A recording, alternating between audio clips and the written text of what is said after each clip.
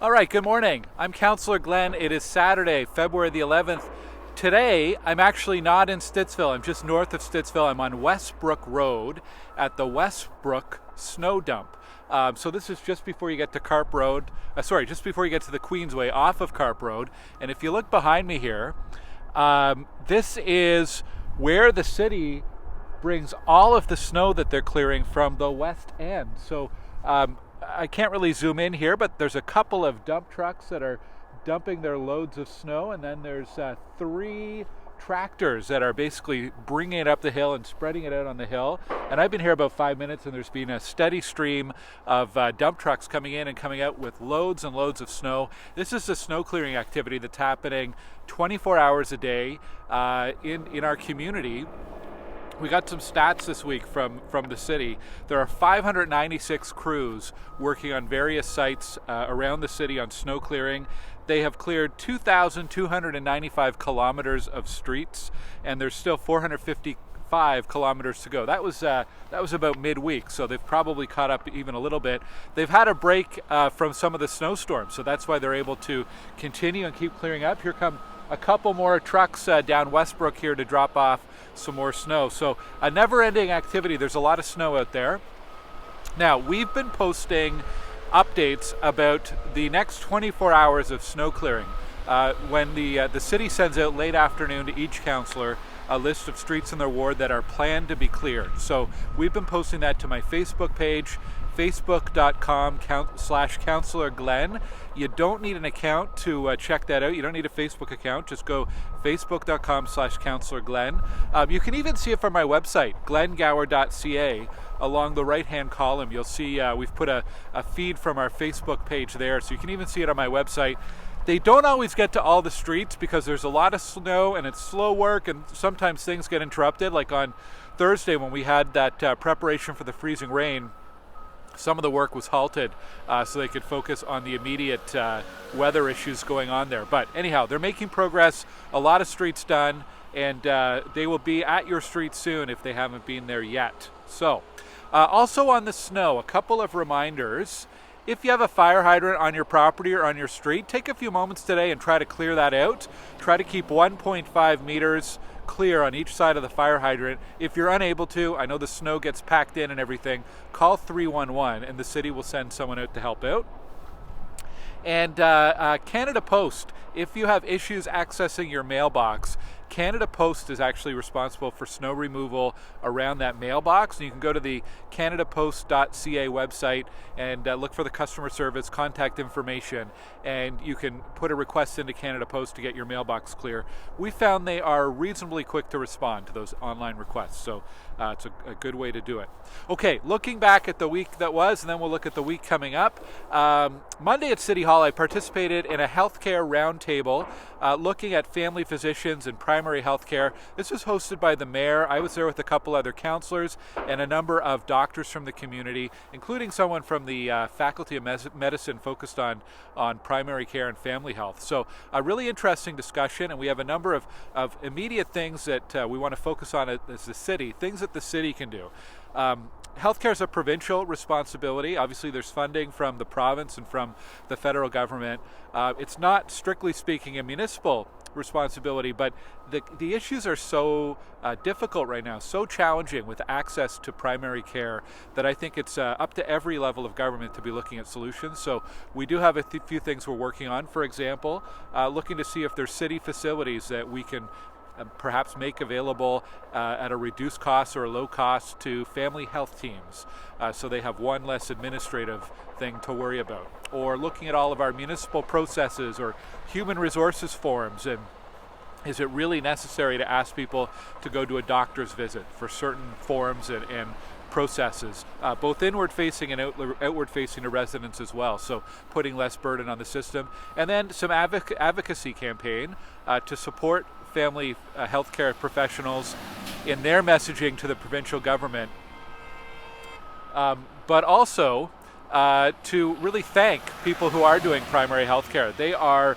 working hard, they're burnt out, and I think feeling a little underappreciated. So we've got a number of things in the works there. Stay tuned. We'll keep you posted as we go. The other big activity at City Hall this week was the Transit Commission. We had an 8.5-hour Transit Commission. I'm chair of that committee. We covered a whole range of things. We covered recent service. We covered the outage for 6 days back at the early January due to the ice storm. But the big thing was the city budget for transit. Now, we did approve the transit budget by a vote of 7-1. It includes a fare freeze for 2023 for regular fares. For the Equipass, so for some of the low-income fares and passes, they've been frozen at 2018 levels, so that is good. There's a plan to hire 360 more drivers. So that's intended to address the reliability issues we're seeing with the buses in particular right now. And overall, it's an increase in operating spending of over $27 million. That represents about a 5% increase in the transit budget this year. So that's a real positive. There are some reductions in capital spending. City staff have found a number of areas where they can save on capital investments. In some cases, these will be done in future years. In some cases, they're outright savings. And yes, it means we're putting off a few things until next year or the following year. But I think that's some pretty sound and prudent fiscal management given the transition time that we're in. This is still post-pandemic and the transition back to work and so on. So I think it's a good plan for the transit budget. Also, the ridership target is 70%. Now, the most recent ridership numbers we have are from December, and it was about 60 to 62% of pre-pandemic ridership. But we're pretty confident with the return to work for many people, return to the office rather for many people, public servants and otherwise. We're going to see a continued increase in ridership. So I'm anxious to see the January numbers, but the target for 2023 is ridership at 70% of pre-pandemic levels. Okay, so more updates. There was a devastating earthquake that affected mostly Turkey and Syria at the beginning of the week. The Red Cross is collecting donations. Go to redcross.ca. I know there's a lot of people in our community from Turkey, from Syria, and we are thinking of you, and I'd encourage residents to show your support for recovery efforts by making a donation. Oh, worth mentioning too, there's a facility called the Ozdome just down here on Westbrook. Now, I don't think they're doing it today, but earlier in the week they were collecting donated items that could be flown over on Turkish Airways to help with the recovery efforts. So thank you to the folks at the Ozdome for organizing that and all the volunteers involved there. I mentioned last week I was talking about the fire on Kittiwake. That was last Saturday. I had a chance to talk to the family today, and a few things. They are okay. They found a temporary home in Stittsville that they can rent and move into this week, which is great news. They're heading away down south. They had a family vacation booked to Punta Cana, so they're going there next week, which is great for them. I hope they're able to get a little quiet time and reset. And they also passed along just lots of thanks for the first responders and firefighters especially who helped out last Saturday morning. There was another fire this week on Spindle Way. I believe it was a vehicle fire. Spindle is between Cherry and Fernbank. So again, thank you to first responders for all of your work to keep our community safe and respond quickly to that fire. I hope you check out my website on a regular basis, glengower.ca. My team and I post information almost every single day, and it's really where you should go if you want to know something, what's happening in Stittsville, looking for any information. The info's all there. So here's here's one that we posted this week. 585 Bobolink. This is near Robert Grant Avenue. There's some construction starting soon, including some blasting. We have posted a construction information page with all sorts of details about potential impact to residents. So check out my website for that. I had an interesting meeting at City Hall this week about converting offices into residential buildings, downtown and otherwise. There's already a couple companies doing this and a few more who are interested in investing and doing this, and learned a little bit about the challenges that they face and how these conversions work, and really fascinating meetings. So that's another thing. Stay tuned. I think we're going to have a lot more discussion about that in the coming days. How the city can remove some of the red tape around it, simplify the process. With a lot of office vacancies, I think the most recent numbers I saw was a 10% office vacancy in Ottawa, across Ottawa. It's probably higher downtown. There's an opportunity to rethink if they're not going to be used as offices. Housing seems to be a great solution there. So more on that to come. Couple reminders today. Let's see, school parking. We have a lot of parents who are driving kids to school and parking on nearby streets or stopping on nearby streets. Please remember not to block driveways and to make sure that there's enough room for vehicles to pass. And slow down. There are still some streets that are very narrow due to the snow, but even without that, slow down when you are anywhere near a school, near pickup and drop-off times.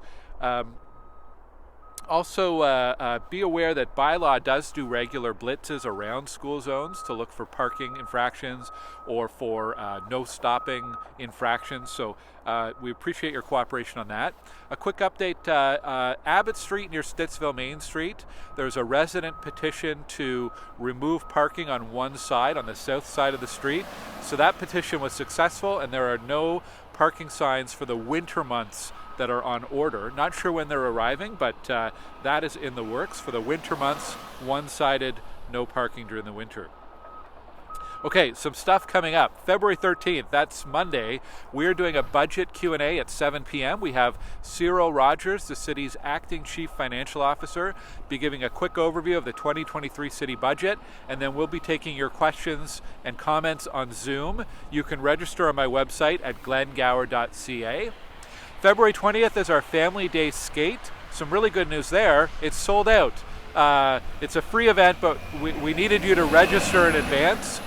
Registration is full for that family skate. So thank you to everybody who registered, and I'm looking forward to skating with you on the 20th. We are looking for volunteers. The Kiwanis Club is going to be opening a youth homework drop-in in Stittsville at the Legion very, very soon, and they're looking for volunteers to help supervise and work with students after school. If you have experience as a tutor or a teacher, that'd be a great asset, but not necessarily required. Please contact my office for more information, and we'll connect you with the Kiwanis Club. We're also looking at a drop-in basketball night or several nights coming up soon, so stay tuned, and if that's something you're interested in volunteering for or helping out with, please let me know. The Friendship Club, they have their annual Valentine's Luncheon on February 22nd coming up. The Stittsville Library, actually I was at the Stittsville Library yesterday, meeting with the CEO of the library, Sonia Bebbington. Great conversation about what she's working on and her priorities.